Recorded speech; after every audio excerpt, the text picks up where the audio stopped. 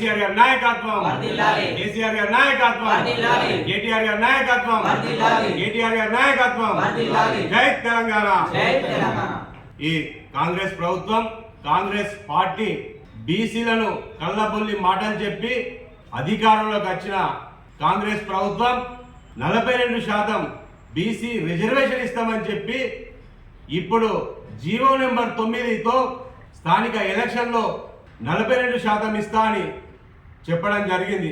దానికి కోర్టుకి పోతే కోర్టులో ఖచ్చితంగా జీవో నెంబర్ 9 ఖచ్చితంగా కొట్టేస్తారని ఈ రాష్ట్ర ప్రభుత్వానికి తెలిసినా కావాలనే బీసీలను అణగదొక్కాలని రాష్ట్ర ప్రభుత్వం, కాంగ్రెస్ పార్టీ చూడడం జరుగుతుంది.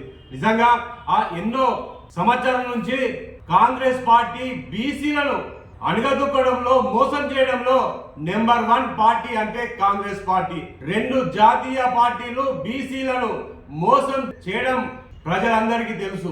మళ్ళీ ఇప్పుడు స్థానిక ఎలక్షన్ లో 42% ఇస్తా అని కాంగ్రెస్ ప్రభుత్వం ప్రకటన చేసి జీవో నెంబర్ 9తో వస్తే కొంతమంది అగ్రనాయకులు, అగ్రకుల వాళ్ళు మళ్ళీ కోర్టుకు పోయి స్టే తీసుకొచ్చడం చాలా దురదృష్టం.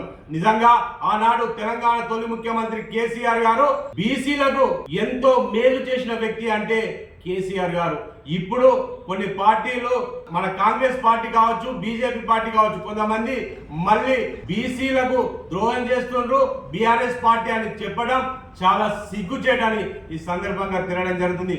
బీసీలకు 42% రిజర్వేషన్ ఇస్తే ఖచ్చితంగా బీఆర్ఎస్ పార్టీ మద్దతు ఇస్తుందా చెప్పడం జరిగింది. కానీ ఇక్కడ ప్రజలను, మన బీసీ బిడ్డలను చాలా అవమానపరుస్తూ ఎంతో మంది బీసీలను వాళ్ళు ఎదుగుతుంటే ఓర్వలేకనే కాంగ్రెస్ పార్టీ మేమేమనంటే బీసీల పట్ల సిద్ధశుద్ధితో ఉన్నామని చెప్తారు. ఎక్కడ మీరు ఉన్నారని ఈ సందర్భంగా అనడం జరుగుతుంది. మీరు ఆనాడు ఎలక్షన్ హామీలో కామారెడ్డి బీసీ డిక్లరేషన్ సభలో పెట్టి 42% ఖచ్చితంగా మేము అమలు చేస్తామని చెప్పి బీసీలను మోసం చేయడం ప్రజలందరికీ తెలుసు.